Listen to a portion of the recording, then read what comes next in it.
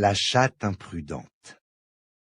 Il était une fois un jeune homme du nom de Hamidi qui habitait une toute petite cabane dans un village, très haut perché dans la montagne. Il vivait seul et sa seule compagnie était une jolie petite chatte.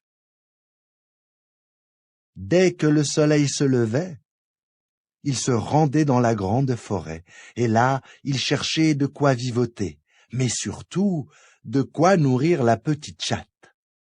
Il ne revenait qu'une fois le soleil couché.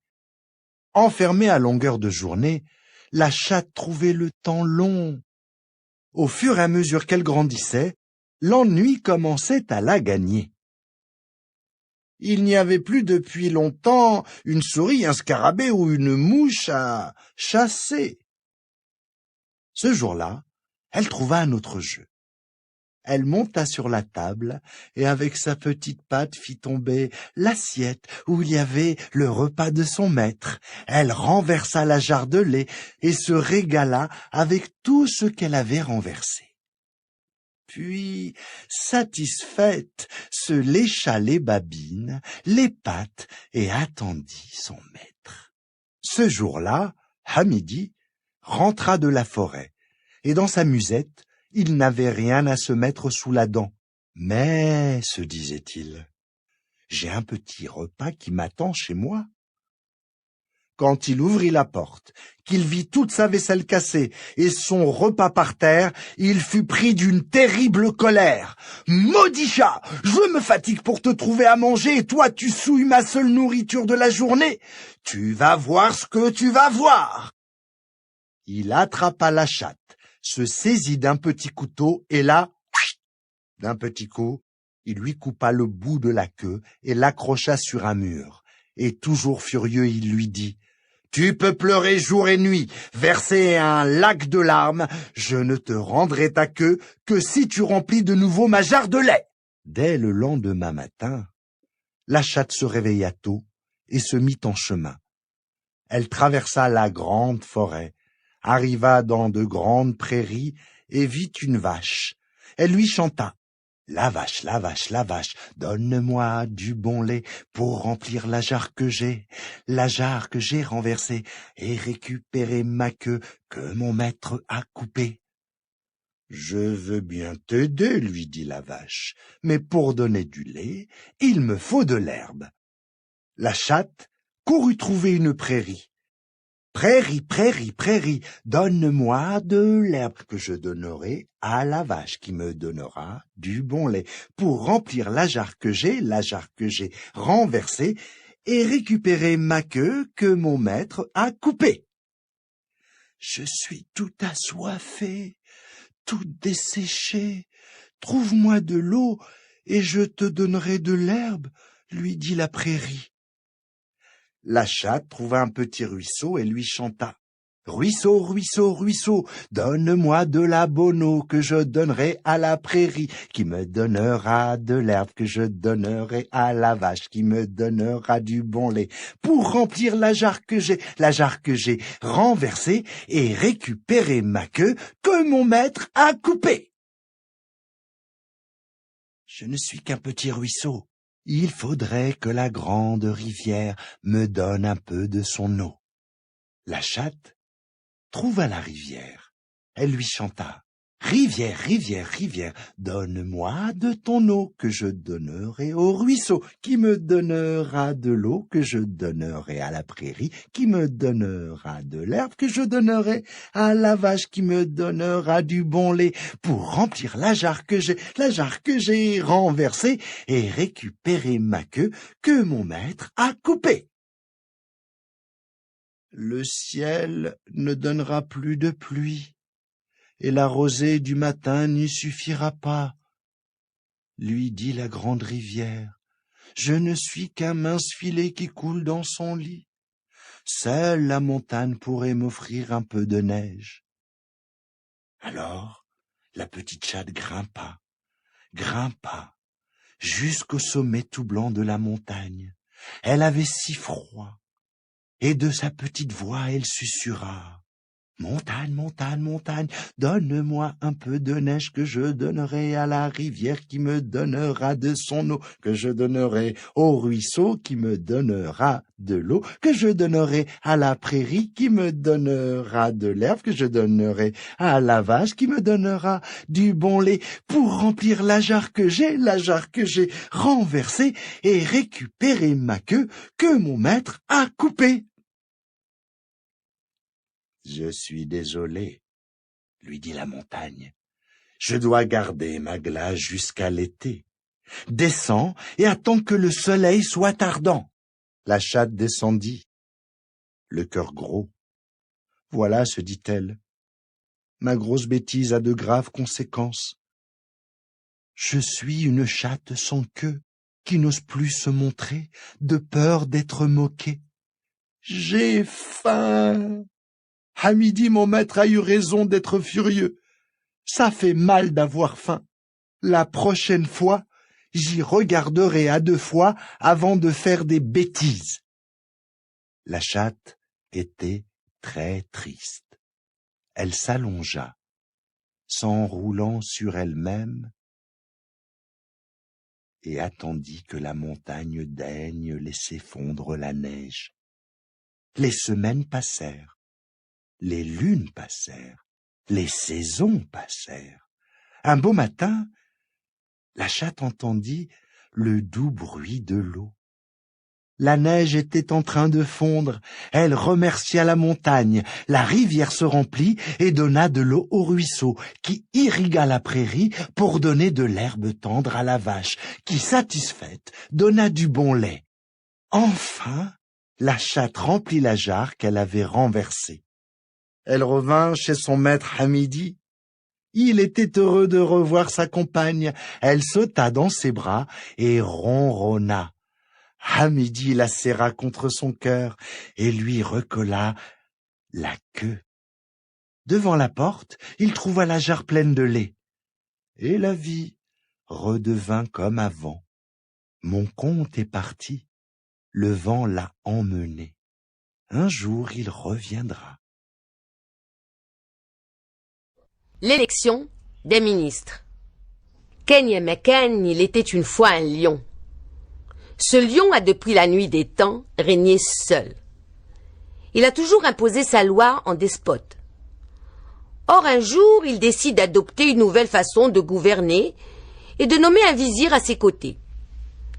Il ne trouve de meilleure façon d'inaugurer cette nouvelle ère que d'organiser un concours pour la désignation de ce ministre. Il convie tous les animaux à une grande assemblée et leur annonce sa réforme. « Chers sujets, il est temps que je partage avec vous le pouvoir, que vous participiez à la prise des décisions et à la gérance des biens de notre royaume. J'ai donc décidé de nommer un vizir.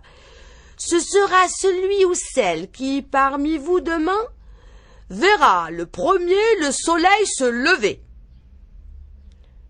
Le lendemain, dès l'aube, tous les animaux sont au rendez-vous prévu au fond de la forêt. Tous ont les yeux tournés du côté de l'est. Tous, excepté le hérisson qui regarde du côté opposé et s'expose à la risée de l'assemblée. Tandis que règne un silence pesant et une tension extrême, une petite voix s'élève. « Le voici! Le voici, votre majesté, le voici! Voici le soleil !» Toutes les têtes se tournent du côté de la voix. La surprise des animaux est grande lorsqu'ils voient le roi féliciter l'ingénieux hérisson qui a remporté le concours. En effet, il a vu le reflet des rayons du soleil à l'ouest avant que le soleil lui-même ne se lève à l'est. Et depuis ce jour, le hérisson est le bras droit du lion, roi de la forêt.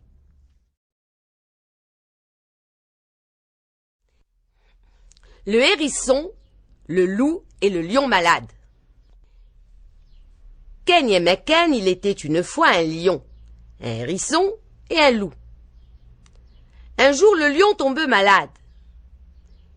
Comme il est alité, des rumeurs inquiétantes circulent au sujet de sa santé. C'est pourquoi le hérisson propose au loup d'aller ensemble rendre une visite de courtoisie au lion et s'enquérir de son état de santé. Arrivé au seuil de la maison, le loup décide d'entrer le premier chez sa majesté le lion. Par peur, par complaisance ou par imprudence, il improvise une recette médicale susceptible de guérir le maître. Si vous buvez du sang de hérisson, vous serez guéri de votre maladie, bafouille-t-il.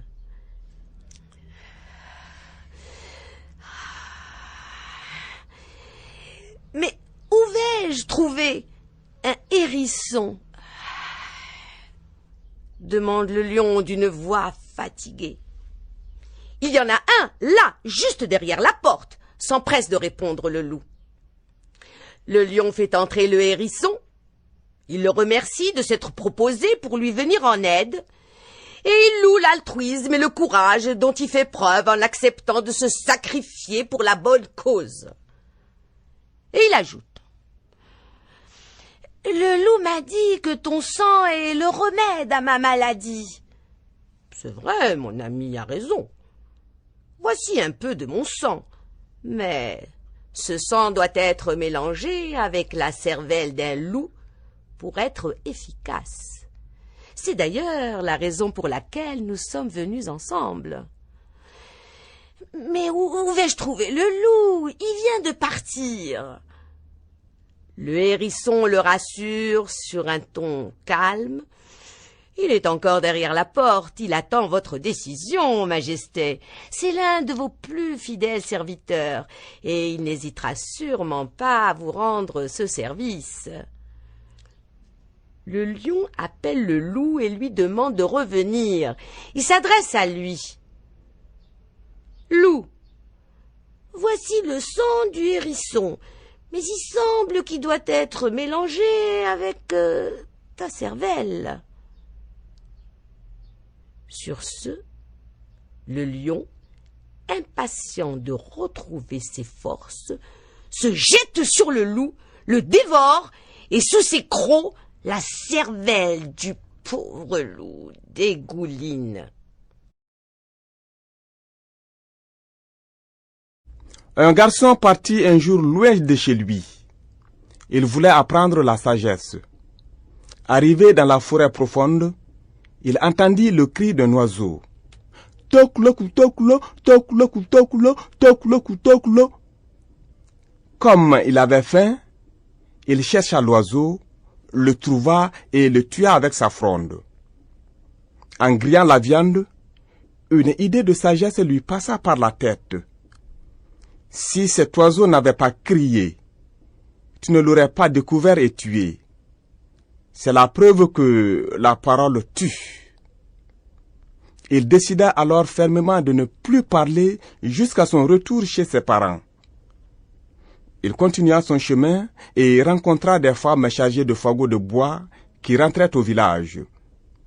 Elles lui demandèrent: « Où vas-tu, garçon ?» L'enfant ne répondit pas. Elles concluèrent donc que c'est un sourd-muet égaré et le conduisirent chez le chef du village. La nuit, le chef le coucha à côté de sa plus jeune femme et de son bébé. Dans la nuit profonde, arriva l'amant de la femme. Aussitôt, il voulut s'en aller car cette présence étrangère le gênait. « Ne t'inquiète pas, » le rassura la femme. « C'est un enfant égaré sourd-muet que nous avons ramené des champs. » Le garçon ne dormait pas, mais faisait semblant. Les amoureux causèrent jusqu'au premier chant du coq. Sur le chemin du retour, l'amant se rendit compte qu'il avait oublié son fusil et retourna le chercher. Dans la précipitation, il prit l'arme par le canon. Le fusil étant mal saisi, tomba à terre et une détente se produisit. Bouh! Le bébé touché mourut. Rentre vite chez toi, conseilla la femme. Quand tu seras loin, je crierai que ce sourd-muet a tué mon bébé. Ainsi dit, ainsi fait. L'enfant fut amené pieds et poings liés. Son cou sera tranché. Il prit alors la parole pour être son propre avocat. Écoutez, bonnes gens. Je ne suis ni un sourd-muet, ni un assassin. Je suis simplement un amoureux de la sagesse. Je suis à la recherche de la sagesse et j'ai vu ceci. Un oiseau mourir pour avoir parlé. Depuis, j'ai opté pour le mutisme. Et comme je constate que le silence peut aussi conduire à la mort, je vais tout vous dire. Et il raconta tout pour être sauvé.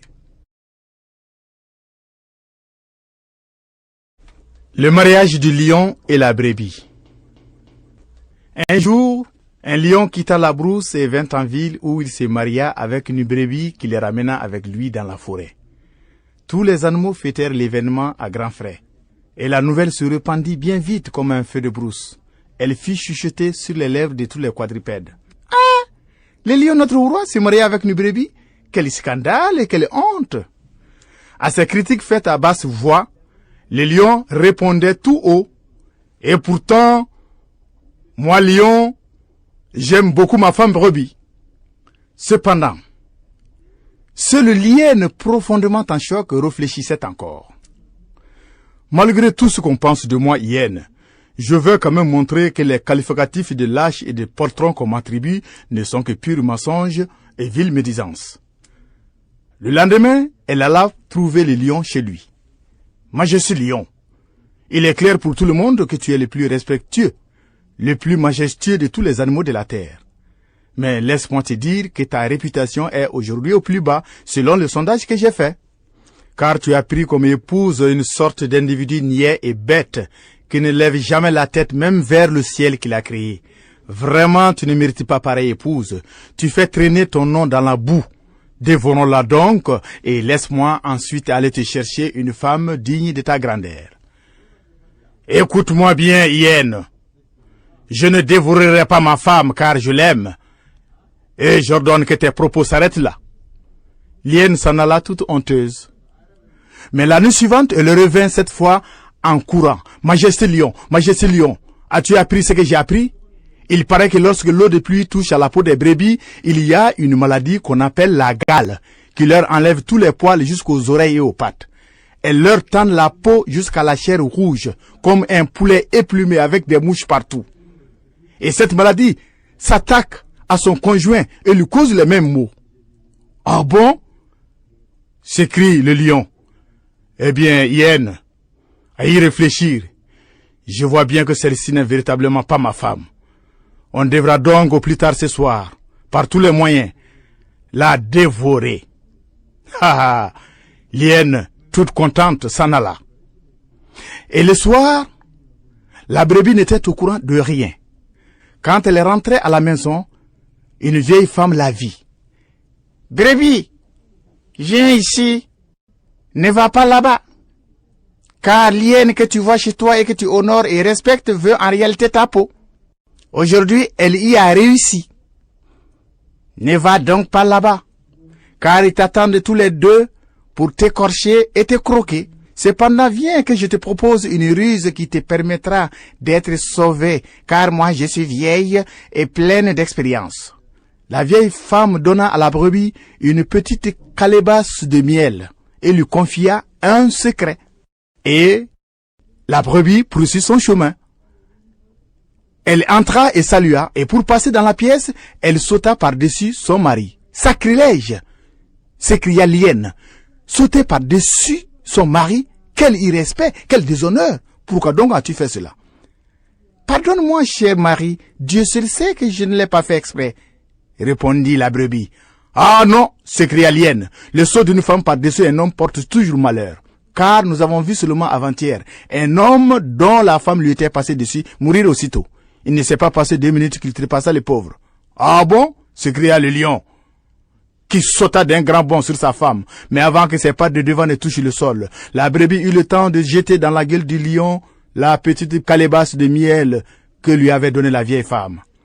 Le lion s'assit sur son derrière en soupirant de jouissance. « Mais dis-moi, chère épouse, où donc as-tu eu ce breuvage ?»« Il y a dans la forêt d'à côté, dit la brebis, tes collègues lions qui ont assemblé toutes les hyènes pour leur presser le ventre afin de faire sortir par leur derrière ce liquide dont ils remplissent les outres entières.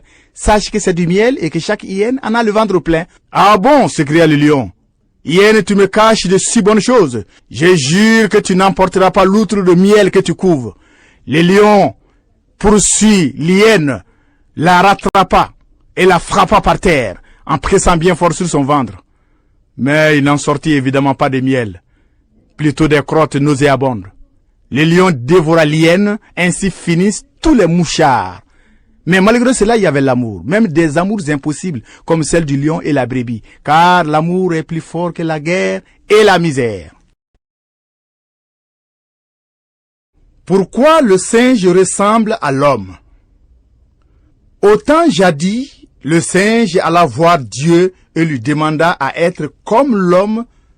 Dieu lui dit, « Mais tu peux demeurer 100 jours enfermé dans une case? » « Oui, répondit le singe, « vraiment je le peux, je te le jure. » Dieu l'enferma dans une case comme convenu.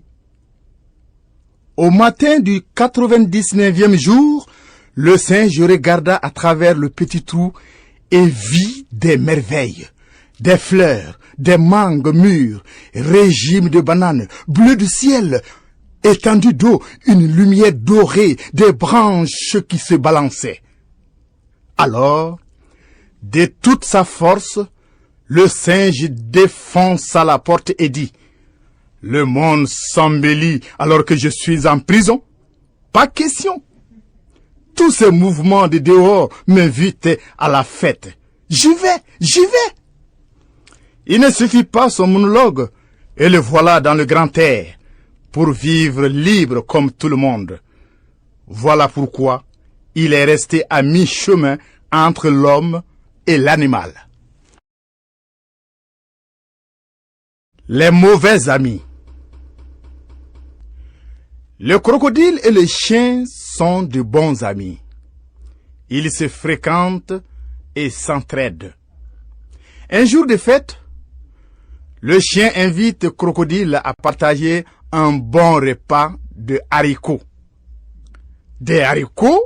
J'accepte volontiers de les partager avec toi, dit le crocodile. Chienne, l'épouse du chien, présente donc à l'hôte un plat bien garni. Mais avant de manger, le chien dit au crocodile, « Il est une coutume de chez nous. Pour manger, il faut que l'invité soit assis. » Mais le crocodile n'arrive pas à s'asseoir. Il essaie, il a tout essayé, mais hélas, épuisé et humilié, il rentre chez lui, abandonnant le chien et la chienne qui, très contents, mangent les haricots à sa place. Le crocodile, à son tour, prépare un bon couscous lors de son anniversaire et invite son ami le chien. Ce dernier arrive tôt avec sa femme. L'odeur de la sauce se répand et emplit la maisonnée. « Ça sent vraiment bon, » dit le chien. « Oui, » dit le crocodile. « Bientôt, nous nous mettrons à table.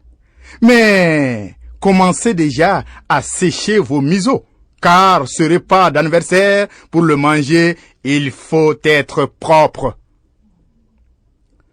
Malheureusement, le chien a toujours le nez mouillé. Chien et chienne sortent du soleil pour exposer leurs museaux. Mais rien ne change.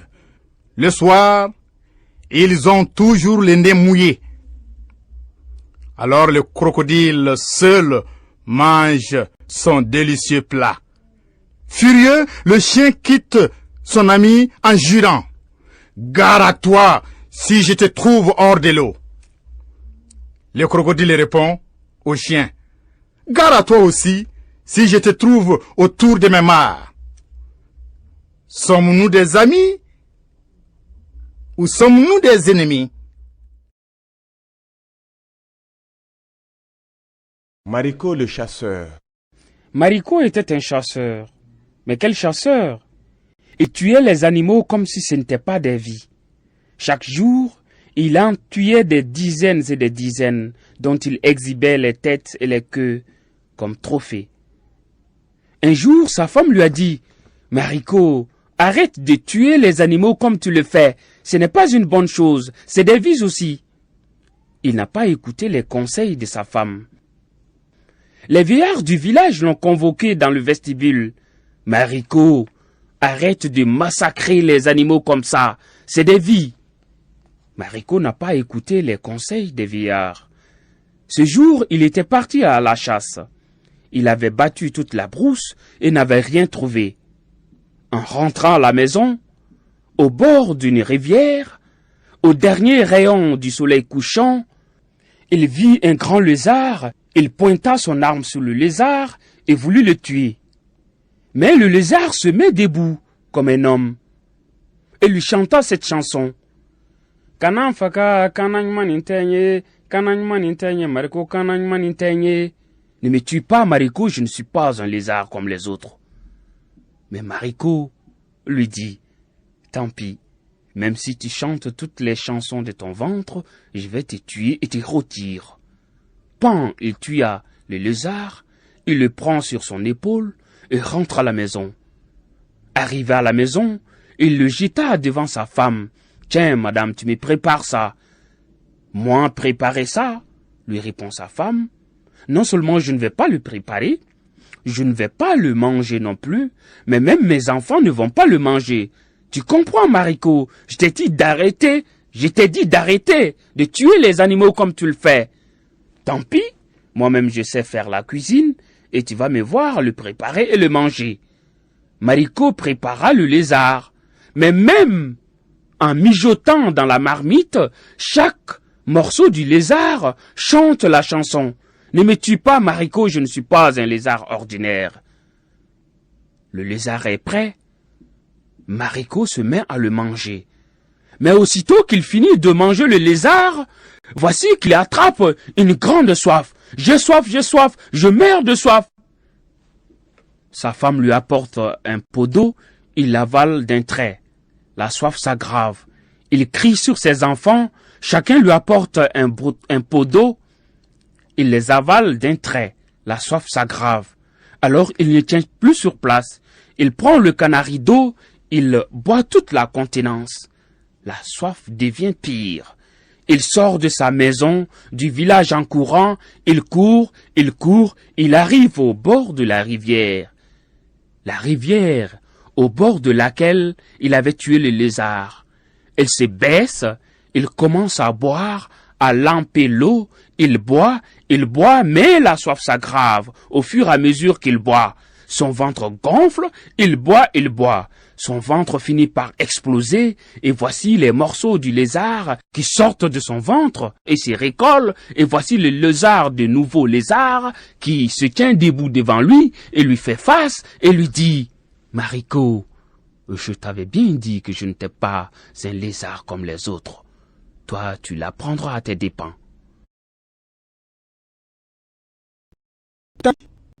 Le cheval parlait comme nous parlons aujourd'hui. Il allait guerroyer, on ne l'égorgeait pas pour le manger. À cette époque-là, il y avait un village interdit aux femmes. Celles qui essayaient d'y pénétrer périssaient.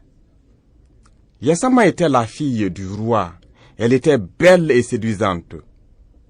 Quand elle portait un costume d'homme, elle prenait l'apparence d'un homme. Un jour, elle décida de se rendre dans ce village, ce fameux village interdit aux femmes. Malgré la protestation de ses parents, elle s'entêta. Elle s'habilla comme les cavaliers, monta sur un cheval et partit avec ses frères. Quand ils rentrèrent dans le village, le fétiche du village s'écria. À quoi, parmi ces étrangers, il y a une femme. Faites-les tous sortir de notre village, sinon un malheur va nous frapper. On fit venir les étrangers chez le chef du village, mais personne ne vit de femme parmi eux. Le fétiche cria une nouvelle fois. À quoi, faites sortir ces étrangers, le village est souillé, un malheur va nous frapper. Vite, les villageois trouvèrent un plan pour découvrir l'intrus. Le cheval dit alors à Yassama, « Gare à toi, il cherche à te découvrir. S'il te donne de l'eau pour te laver, ne prends pas l'eau chaude. S'il t'offre de la viande, ne mange pas la viande cuite. » Yassama suivit intégralement les recommandations de son cheval et échappa au piège. À la fin de leur séjour, les villageois organisèrent une course de chevaux au cours de laquelle Yassama les battit tous. C'est alors qu'elle montra ses seins et dit qu'elle est une femme. On l'a poursuivie, mais on ne put la rattraper. Le fétiche du village se transforma en pluie pour l'atteindre. Le cheval se débarrassa de sa peau pour protéger Yassama. Sinon, elle deviendrait stérile si cette pluie la mouillait. Toute joyeuse, elle rentra avec ses frères à la maison. Mais quand son père lui demanda de raconter son voyage, elle expliqua que le cheval n'avait rien fait et qu'elle s'était débrouillée toute seule. C'est alors que le cheval hennit et cessa de parler à cause de l'ingratitude de la femme. Les 8 petites gamines et l'hyène. 8 petites gamines aimaient se promener dans les bois environnants. Un jour, alors qu'elles cueillaient des fleurs, la pluie commença à tomber. Elles cherchèrent un abri et virent une grotte. Elles y entrèrent. C'était la maison de l'hyène. Quelques instants après, l'hyène arriva en galopant. Dès qu'elle fut aux abords de la grotte, elle s'arrêta en s'exclamant « ça sent la petite gamine !» Puis, elle s'approcha de la grotte et regardant à l'intérieur, elle s'écria « Vous êtes combien, les petites gamines ?» Les 8 petites gamines répondirent d'une seule voix en chantant « 8 petites gamines, nous sommes bien 8 petites gamines pour remplir l'hyène jusqu'à la goule. » L'hyène bondit de joie et s'en alla galopant et chantant « 8 petites gamines pour remplir l'hyène, il faut que je raconte ça pour qu'on me croie. » Elle alla trouver une autre hyène pour lui apprendre la bonne nouvelle. 8 petites gamines bien menues dans ma maison à moi, venues d'elles-mêmes, elles chantent si bien. Les hyènes revinrent d'eux. Ça sent les gamines ici, vous êtes combien? 8. Nous sommes bien 8, ni plus ni moins, et pour amuser les crocs de 8 hyènes. Elles n'étaient plus 8, puisque 2 s'étaient sauvés jusqu'au village. Les 2 hyènes crurent quand même, et au galop partirent chercher une 3e, puis une 4e, et puis les revoilà 8 devant la grotte. Ça sent les petites gamines ici. Comme ça sent les gamines bien potelées. Vous êtes combien? 8. Nous sommes bien 8 petites gamines, ni plus ni moins, et pour amuser les crocs de 8 hyènes. Mais elles n'étaient pas 8. D'ailleurs, les hyènes le comprirent tout de suite car une seule voix chantait. Furieuses, elles se ruèrent dans la grotte pour croquer la petite gamine, mais ne virent qu'une petite bague qui continuait de chanter. Nous sommes bien 8 petites gamines. Encore plus furieuses, les hyènes se lancèrent vers le village pour rattraper les gamines. Elles y arrivèrent quand l'aînée des gamines escaladait la clôture. Une hyène attrapa son pied. « Je te tiens, petite maligne, je veux te manger !» La gamine, éclatant de rire, lui dit « Oh, grosse bêta, ce n'est pas mon pied que tu tiens là, c'est un gros bois de la clôture. » L'hyène laissa les pieds de la petite fille et attrapa le bois. Le repère du génie à tête de bouc. Un couple eut 3 garçons. Au premier, il donna le prénom Fakame, celui qui obéit au père, parce qu'il faisait toujours ce que son père lui demandait de faire. Le deuxième s'appela Bakame, celui qui obéit à la mère. Lui ne refusait jamais ce que sa mère lui demandait de faire. Comme le troisième n'obéissait à personne et faisait les choses à sa tête, le couple le nomma Yerekame, celui qui n'en fait qu'à sa tête. Un jour, les 3 garçons et leurs parents étaient en train de cultiver leurs champs quand la pluie s'est mise soudain à tomber dreux. Ils allèrent s'abriter dans une grotte. Quelques instants après, arriva un être bizarre, cornu, qui avait 100 têtes, 100 yeux, 100 oreilles, et puait 100 lieues à la ronde. C'était Bilissi. Bilissi, le génie à tête de bouc. Le père le savait. Il vint se coucher au travers de l'entrée de la grotte, enfermant leurs 2 parents et leurs 3 garçons à l'intérieur. Comment allait-il faire pour se tirer de cette trappe?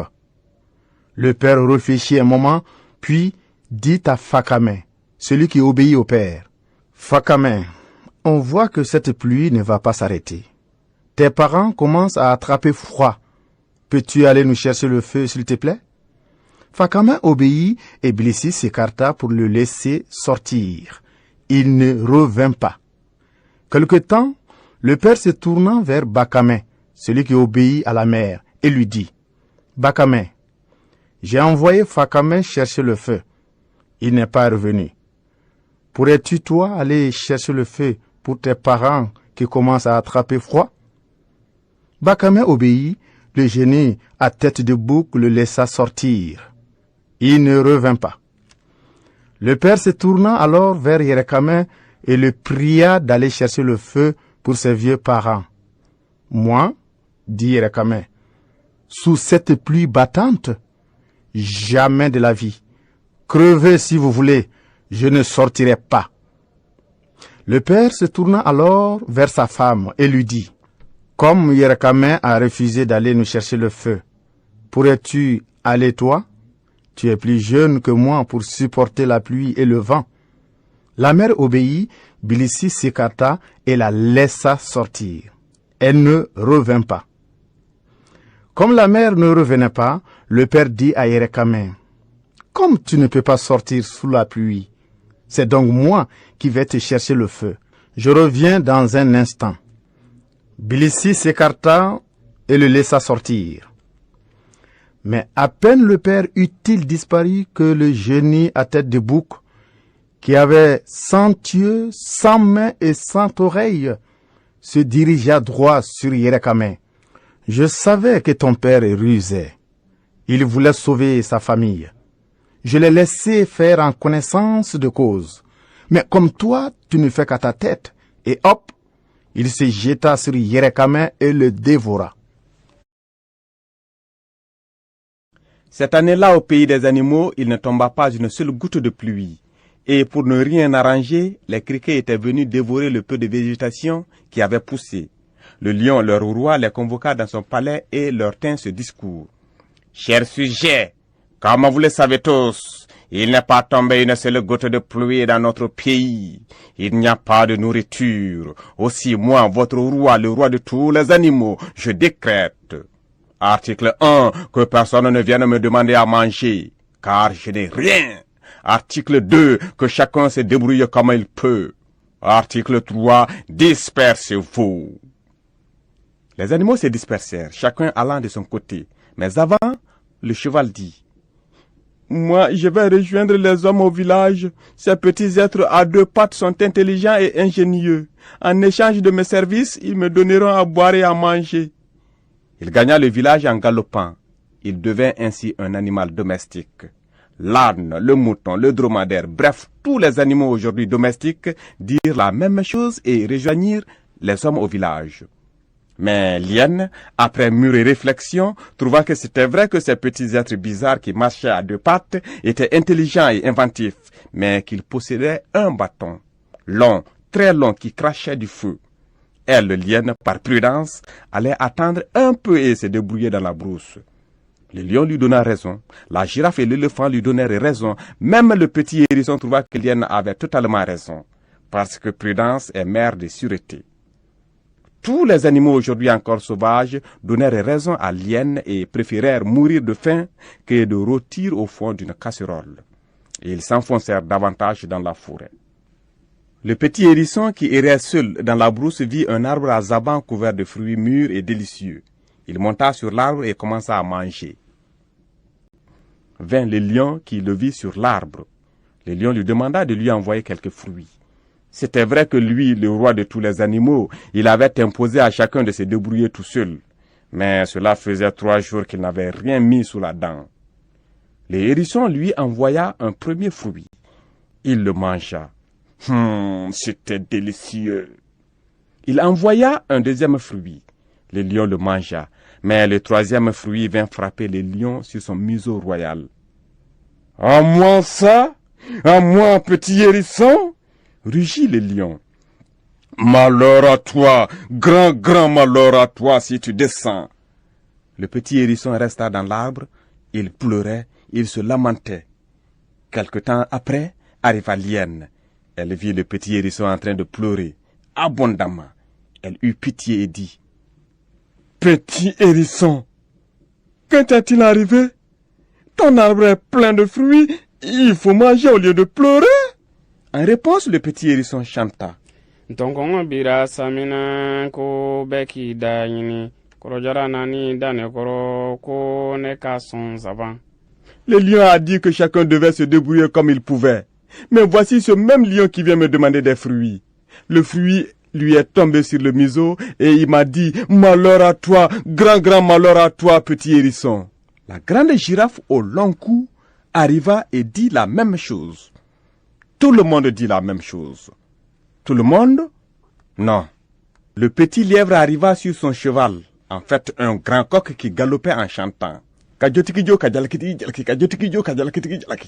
La vérité, rien que la vérité est toujours la vérité. La vérité, rien que la vérité est toujours la vérité. Petit lièvre vit le petit hérisson au sommet de l'arbre qui pleurait sans s'arrêter. Il lui demanda, « Que t'arrive-t-il, petit hérisson ?» Le petit hérisson lui chanta sa petite chanson. Le petit lièvre n'avait pas vu le lion au pied de l'arbre. Quand il le vit et que le lion le menaça de son regard, il lui cria, « Va-t'en d'ici, c'est toi-même qui as dit que chacun devait se débrouiller comme il pouvait. Tu n'as pas le droit de venir menacer le petit hérisson. » Le lion bondit pour attraper le petit lièvre, mais celui-ci se sauva sur son cheval de coq vers le village. Le lion le poursuivit, mais à l'entrée du village, il y avait debout derrière un arbre un homme qui tenait un long bâton. Quand le lion vit cet homme, il retourna dans la brousse. Le petit lièvre entra dans le village et devint le lapin.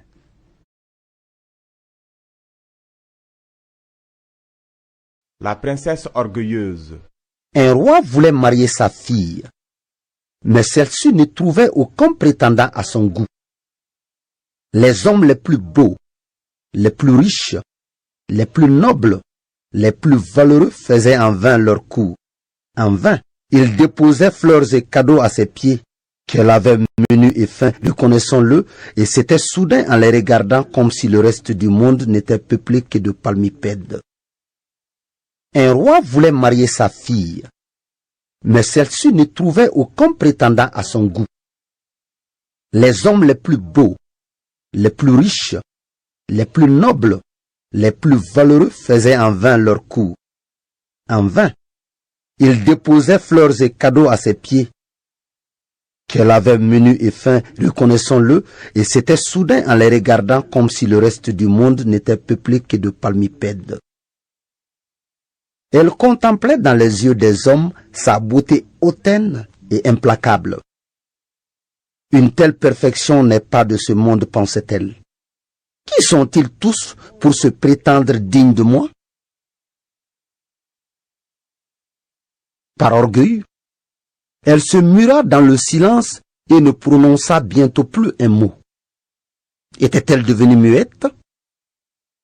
Le roi, au désespoir, promit d'accorder sa main à celui qui saurait dissiper ce funeste sortilège et lui rendre la parole.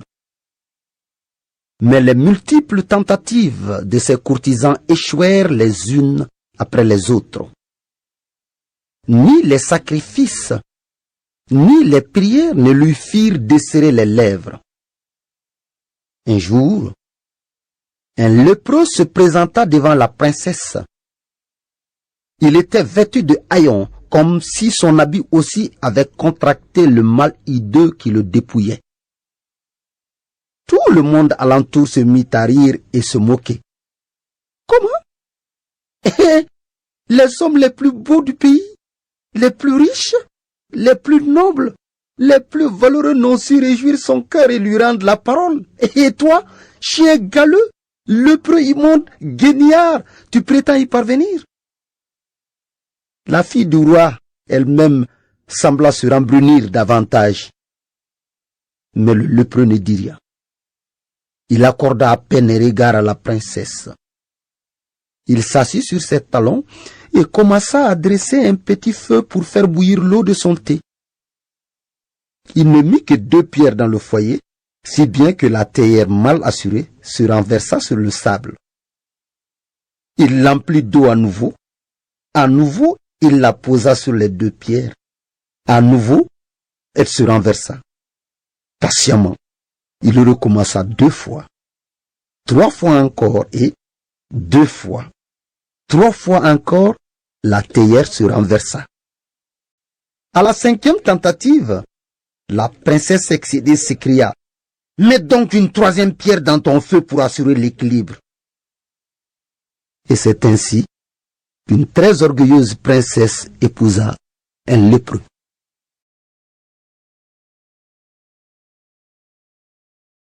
L'histoire des 3 amis. Il y a longtemps, très longtemps, oui, c'était au commencement du monde, 3 amis, le vautour, le calao et la poule tombaient malades. Le premier souffrait de calvitie, le second d'une anomalie au bec, le 3e des crampes aux pattes. Pour se faire entendre, ils se mirent à chanter. Aïe, adunia nomba yoi. Dunia nomba, duna sanga nomba yoi. Aïe, adunia nomba yoi. Dunia nomba, dansanga nomba yoi. La vie d'ici. Quelle vie ici? Ah, la vie est aux enchères. Dieu ne répondit pas. Alors ils décidèrent d'aller directement voir Dieu pour qu'il les guérisse. La poule le contesta. Mes amis, ne dépassons pas les bornes. Dieu ne va plus tarder. En agissant ainsi, nous allons le mécontenter. Alors pourquoi nous presser? Le vautour et le calao n'écoutèrent pas la poule et partirent au ciel de leur vol lourd. Tandis qu'ils montaient de plus en plus haut, Dieu arriva et guérit la poule. Depuis ce jour, le vautour est resté chauve et le calao a un long bec tordu. À présent, il continue à planer dans les airs à la recherche de Dieu.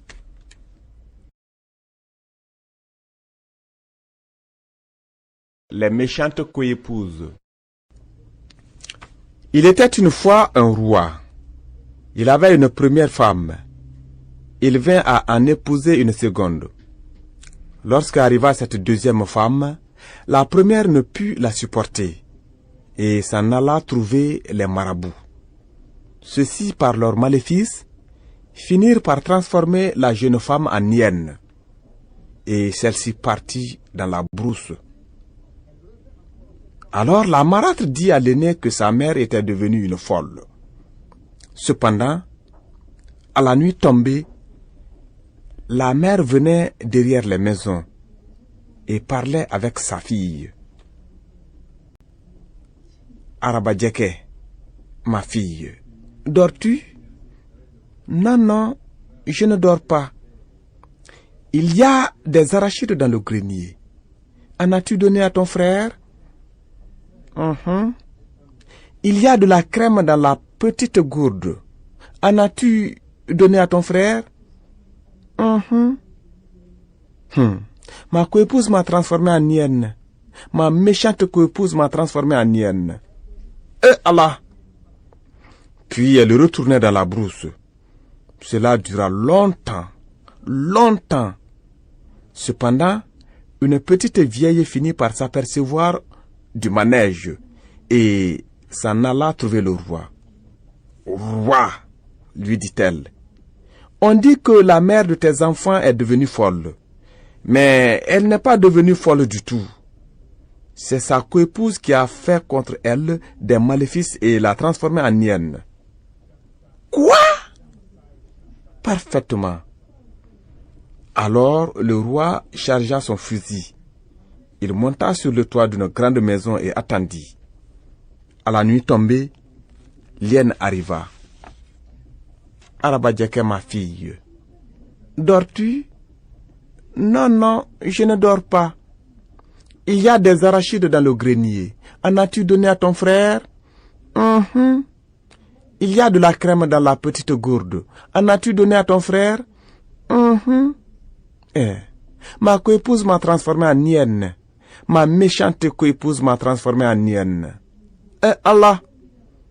Quand elle voulut s'en aller, le roi sauta du toit de la maison et l'attrapa. Il alla la montrer à sa première femme.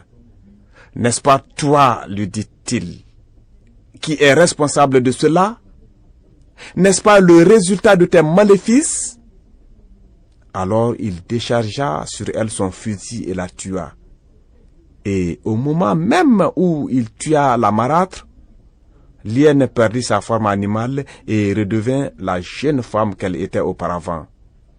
Là où j'ai pris ce compte, je le remets. La jeune femme, la tourterelle et le vieux caïman. Yuma était une orpheline. Sa mère était morte en lui donnant la vie. Très jeune, on l'avait mariée à un homme jaloux, si jaloux qu'il avait quitté tout le monde pour aller s'installer au milieu de la forêt. Tous les soirs, de retour de la chasse, il battait Yuma. Ce soir-là, il fut particulièrement cruel. Après avoir battu Yuma comme on bat son mille, il s'empara de son fusil et menaça de la tuer. Yuma se sauva dans la nuit. Elle voulait rejoindre le village de ses parents. Mais le village de ses parents et le hameau de son mari étaient séparés par une grande rivière. Dans cette rivière vivait un vieux caïman mangeur d'hommes. Une fois la nuit tombée, personne ne pouvait la traverser cette rivière sans se faire dévorer par les vieux caïmans. Yuma se retrouva au bord de la rivière. Si elle s'y jetait, le vieux caïman allait la dévorer. Si elle retournait chez son mari, celui-ci allait peut-être la tuer. Elle tremblait, pleurait, se lamentait. Soudain, la rivière se mit à remuer dans tous les sens, balayée comme par une tempête. Et dans l'obscurité, Yuma vit émerger de l'eau et nager vers elle quelque chose comme une île flottante. C'était le vieux caïman. Il vint s'amarrer près de Yuma et lui dit: « Monte sur mon dos, ma fille. Je vais te faire traverser. » Yuma monta et le caïman la transporta sur l'autre rive.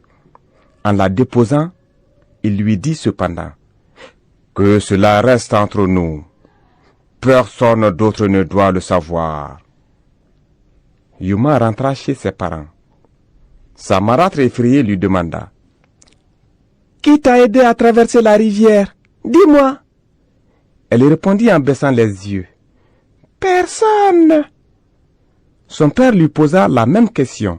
Les vieux du village, les jeunes, à tous elle répondit: « Personne. » Mais le jour où son copain d'enfance lui dit: « Entre nous, qui t'a fait traverser la rivière? » Il y a le vieux caïman mangeur d'hommes.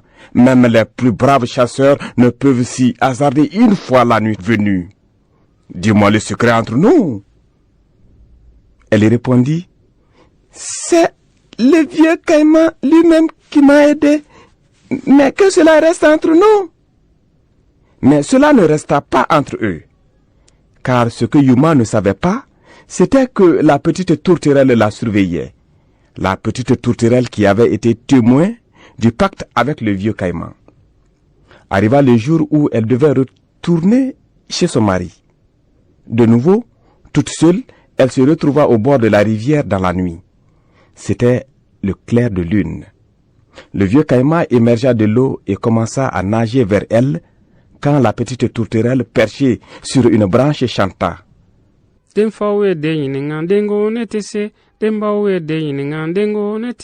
Son père le lui a demandé. Elle a répondu, personne. Sa mère le lui a demandé, personne. Même les vieux le lui ont demandé, toujours personne. Mais quand son copain le lui a demandé, elle a répondu, c'est le vieux caïman lui-même qui m'a aidé. Le vieux caïman se tourna vers la tourterelle et lui dit, ta chanson est certes belle, mais je ne l'ai entendue que d'une oreille. Si tu venais te percher sur ma langue pour la répéter, je l'entendrais des deux. La petite tourterelle sauta sur la langue du vieux caïman et n'acheva sa chanson que dans l'estomac de celui-ci. Ensuite, le vieux caïman vint se ranger auprès de Yuma. Monte ma fille, je vais te faire traverser et gare à ton mari si de nouveau il touche à un seul de tes cheveux. Il aura affaire à moi. Il fit traverser Yuma et lui donna beaucoup de richesses, des vêtements, de l'or et des chevaux. Elle devint une reine et fonda sa dynastie. Mon plaisir. Le roi pleurait la disparition de son animal préféré, un bouc qu'il avait nommé Mon plaisir. Il promet une fortune à celui qui pourra lui apporter quelques éclaircissements sur cette mystérieuse disparition. En vérité, Malice était le coupable. Il avait tué mon plaisir, l'avait dépecé, avait tanné sa peau et avec sa chair s'était concocté un délicieux tasseau de cabri. Il se présente devant le roi et lui donne le conseil suivant. Lors de la veillée mortuaire, pour mon plaisir, demandez donc aux participants d'offrir une chanson ou un poème. Vous trouverez peut-être quelques indices qui vous éclaireraient sur la disparition de mon plaisir que vous aimiez tant. Sire mon roi, croyez bien que je compatis à votre douleur, ajoute Malice, qui échafaudait un plan diabolique contre Bouki son souffre-douleur. Le roi se laisse tenter par la proposition de Malice, mais néanmoins, il lui promet le pire des supplices en cas d'échec. De retour chez lui, Malice coupe dans la peau du bouc un habit fort élégant et compose une chansonnette avec paroles et mélodies. Il convoque Bouki et lui fait miroiter que le roi offrira, lors de la veillée mortuaire, une récompense au plus élégant des invités qui, en outre, lui interprétera la plus belle chanson dédiée à mon plaisir. 5 barils d'argent. Hélas, glisse Malice, j'ai tout ce qu'il me faut, habits et chansons, mais je souffre d'un gaz qui me paralyse l'épaule et je ne pourrai pas participer à la veillée. Vous qui se tortillent, tous, se grattent le crâne et pleurnichent. Je peux y aller à ta place, mon ami Maïch. Alors je te vends mon habit à prix d'ami, 1 baril d'argent, propose Malice. Top là, fait Bouki, et la chanson. À prix d'amis, fait Malice. Un baril d'argent, coupe Bouki, qui très rapidement a calculé qu'il lui resterait 3 barils d'argent des 5 que lui donnerait le roi en récompense de son élégance et de son chant. Le soir de la veillée mortuaire, le palais déborde de monde. Le roi n'a pas lésiné. C'est une veillée digne de celui qui lui donnait tant de plaisir. Des bœufs entiers rôtis sur de grands boucans, des porcs cuits à la broche, d'innombrables barriques de rhum coulent à flots. Bouki, gonflé comme Léon le Pont, s'avance en relevant les pans de son habit. Il arrive juste à temps pour chanter. Wa wa wa m'tendez, ou fayon rassembler, ou pas t'inviter moi.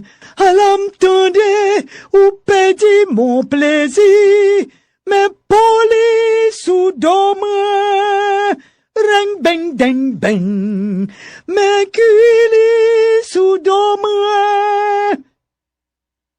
L'assistance s'agite. Le roi encourage le chanteur à donner à nouveau de la voix. Bouki s'exécute aussitôt. Ouah, ouah, ouah, j'apprends qu'il y a une veillée à laquelle je n'étais point convié. J'apprends de même la perte de mon plaisir. Voilà sa peau sur mon dos. Ring beng deng beng, voilà son cuir sur mon dos. Les invités enhardis s'approchent de Bouki, tournent autour de lui et palpent le vêtement. C'est en effet la peau de mon plaisir que le chanteur a sur le dos.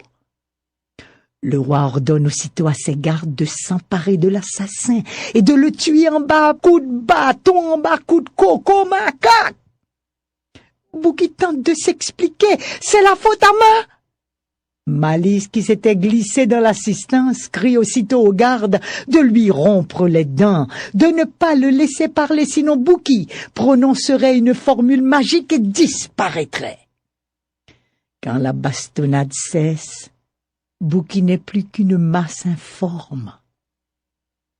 Malice, lui, reçoit 5 barils d'argent et devient conseiller du roi. Papa bon Dieu, l'homme et le tigre. La parole dit: Papa bon Dieu est le premier, l'homme le deuxième et Tigre le dernier. Un jour, Tigre croise l'homme à la rivière et lui demande s'il croit que la parole dit la vérité. Permets-moi de grimper sur ce cocotier pour réfléchir et te répondre. Lorsqu'il se retrouve très très haut sur la cime de l'arbre, l'homme crie à Tigre: La parole dit la vérité. Papa bon Dieu est le premier, l'homme le deuxième et Tigre le dernier. Tigre grogne, rugit et siffle longuement pour rameuter ses frères qui accourent aussitôt en rang serré. L'homme qui est dans ce cocotier prétend que Papa bon Dieu est le premier, l'homme le deuxième et Tigre le dernier. Mensonge! Rétorque le tigre qui ceinture l'arbre, lui laboure le tronc avec leurs griffes, le secoue sans pour autant arriver à y grimper. Du haut du cocotier, l'homme regarde la scène avec un sourire narquois. « Nous ferons la courte échelle !» s'écrie Tigre, « et avec nos corps, nous élèverons une tour assez haute pour que le dernier d'entre nous puisse faire tomber l'homme de son perchoir. Tigre ne sera jamais le dernier. » Et c'est ce que firent les tigres, avec entrain et détermination. Les vieux et les moins vieux consolident la base. Les adultes et les jeunes grimpent au sommet de l'échelle. C'est alors que l'homme, perché sur la cime qu'avait atteint le plus jeune des tigres, lui glisse à l'oreille assez fort pour qu'on l'entende. « Si tu bouges d'une semelle, je te coupe la tête avec mon couteau !» En entendant la menace faite à son petit, la mère, qui se trouvait au milieu du tas de tigres, sursaute, rugit de terreur et déséquilibre la tour qui s'effondre.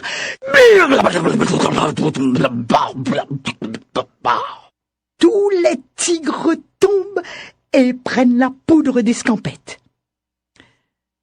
Quand ils eurent tous disparu, l'homme, debout au pied du cocotier, déclara « Et toc !» Comme dit la parole, Papa bon Dieu est le premier, l'homme le deuxième et Tigre le dernier.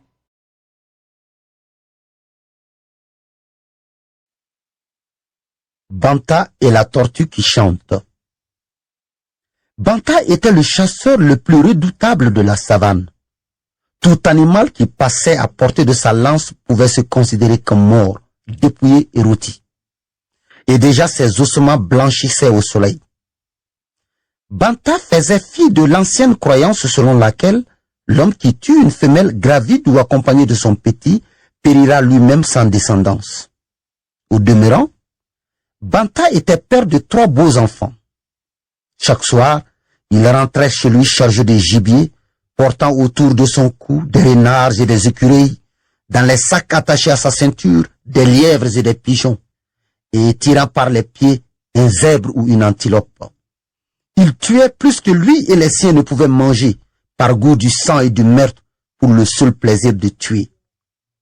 Banta aimait aussi à se vanter et nul n'aurait pu le faire taire lorsqu'il se lançait dans le récit de ses carnages. Aujourd'hui, les animaux de la brousse se réunissent sous un manguier pour tenir conseil. Il est temps de réagir et de mettre hors d'état de nuire cet exterminateur avant que tous ne succombent, frappés par sa lance ou étranglés par ses collets. Mais qui osera affronter Banta le chasseur? Le lion baisse la tête, très intéressé tout à coup par une fourmi qui passe entre ses pattes. Le rhinocéros a justement affaire ailleurs, un rendez-vous de la plus haute importance pour sa carrière de rhinocéros. Et l'éléphant se sent bien faible. Il n'est pas le seul malade. Moi aussi j'ai dû attraper froid, dit le serpent. Quant au charognard, il aura sans doute mangé de la viande trop fraîche. En somme, nul n'est assez fou pour défier Banta le chasseur. Le carnage va continuer. Le sang des animaux de la savane coulera jusqu'à la dernière goutte. C'est alors qu'une toute petite tortue se porte volontaire. Elle demande seulement aux autres animaux de rester cachés le lendemain, de ne quitter sous aucun prétexte leur gîte, leur terrier, leur tanière. Banta bat les buissons avec un bâton. Il soulève chaque pierre, puis il renverse la tête et fixe éperdument le ciel vide. Jamais la savane n'avait été si calme. En vain cherche-t-il des empreintes dans le sable ou la poussière. Pas un souffle de vie, pas un bruit d'aile, pas un crocodile dans les marigots. Le soir venu, bredouille pour la première fois, Banta se résigne à prendre le chemin du retour, le cœur empli de colère et d'amertume. Il n'a pas rêvé. Il a bien entendu des notes claires d'une kora. Puis, un chant mélodieux semble provenir de ce bouquet de hautes herbes. Intrigué, Banta s'approche prudemment. C'est une toute petite tortue qui chante, en pinçant avec allégresse les cordes de son instrument. Voilà qui amusera mes enfants, se dit Banta, et fera peut-être oublier l'insuccès de ma chasse. Et il fourre la tortue dans un sac. Tu ne ramènes donc pas de gibier, s'écrie son fils en le voyant entrer dans la cour de la concession. J'ai mieux, répond Banta. Grâce à ma ruse et à mon adresse, j'ai capturé une tortue qui chante. Écoutez-la. Et devant la famille et les voisins réunis, la tortue docilement se met à jouer de son instrument et à chanter. Banta reçoit les applaudissements comme s'ils lui étaient adressés. Je tiens avec cette tortue une belle occasion de briller devant le roi, pense-t-il. Le lendemain, il se présente au palais et demande audience. J'ai dressé cette petite tortue à chanter pour vous, noble roi. Reviens ce soir, elle chantera devant la cour. Et voici la cour rassemblée. Battant tient dans ses mains la tortue prodigieuse. Avec un sourire de triomphe, il l'installe sur un tabouret et pose sa couronne devant elle. Vas-y, chante. Mais la tortue reste muette. Chante, allez. Mais la tortue reste muette. Chante, allez. Mais la tortue, lentement, rétracte sa tête et ses pattes dans sa carapace. Honte sur Banta. Huée, sifflet, crachat. Le roi qui n'apprécie guère que l'on se moque de lui ordonne l'exécution du fanfaron. Une potence est dressée sur le champ. Voici Banta à son tour pris au collet. Il suffoque et se débat inexorablement. Il meurt. Et comme une ultime convulsion tord son corps supplicié, dans le silence funèbre, une kora soudain égrène quelques notes cristallines, puis une petite voix entonne un chant, étrange et gai, tandis que Banta grimaçant rend son dernier soupir. La canne calendérique. Il était une fois une canne. La canne calendérique qui pondait de gros œufs blancs. Elle pondait tant de gros œufs blancs que son nid était noir de blanc. Un jour, Calendérique s'en va au marché. Pendant son absence, Malice, le malin, découvre son nid et vole un œuf. Puis, il en vole 9. Bouki, le glouton, s'approche du nid et mange tous les œufs de la canne Calendérique. C'est Calendérique qui pondait. Calendérique pondait. Un jour, Malice qui passe et vole un œuf. Un jour, Malice repasse et en vole 9. Un jour, Bouki qui passe et les vole tous et les mange tous. De retour du marché, la canne Calendérique trouve son nid vide, alors qu'elle l'avait laissé noir de blanc. Elle pique une colère bleue et s'écrie. Je vais me camper au bord de la rivière pour interroger tous ceux qui viendront s'y désaltérer. Parmi tous ces assoiffés, je trouverai bien le voleur de mes œufs, car trop manger donne soif. Tiens, voilà un bœuf qui vient boire, suivi d'un cabri, d'un cochon et d'un caïman. Bœuf, qu'as-tu donc mangé pour avoir si soif? Bœuf, qu'as-tu donc mangé pour avoir si soif? Me, des peaux de banane. Me, des peaux de banane. Cabri, qu'as-tu donc mangé pour avoir si soif? Cabri, qu'as-tu donc mangé pour avoir si soif? Bé, de l'herbe de Guinée. Bé, de l'herbe de Guinée. Cochon, qu'as-tu donc mangé pour avoir si soif? Cochon, qu'as-tu donc mangé pour avoir si soif? Ron, un gros tas de fatras. Ron, un gros tas de fatras. Caïman, qu'as-tu donc mangé pour avoir si soif? Caïman, qu'as-tu donc mangé pour avoir si soif? 2 ou 3 petites mouches. Fiat, fiat, fiat. 2 ou 3 petites mouches. Tiens, voilà Malice le malin, suivi de Bouki le glouton qui viennent boire eux aussi. Malice, Malice, Malice, qu'as-tu donc mangé pour avoir si soif? Malice, Malice, Malice, qu'as-tu donc mangé pour avoir si soif? Wesh, wesh, wesh, du hareng sort, madame. Wesh, wesh, wesh, hareng sort, madame. Bouki, Bouki, Bouki, qu'as-tu donc mangé pour avoir si soif? Bouki, Bouki, Bouki, qu'as-tu donc mangé pour avoir si soif? Oh loloï, tes œufs calandériques. Oh loloï, tes œufs calandériques. Lorsque la canne calandérique entend ce que lui répond Bouki, elle se jette sur lui et le cogne et le frappe avec son bec. Elle cogne, elle frappe, elle cogne avec son bec.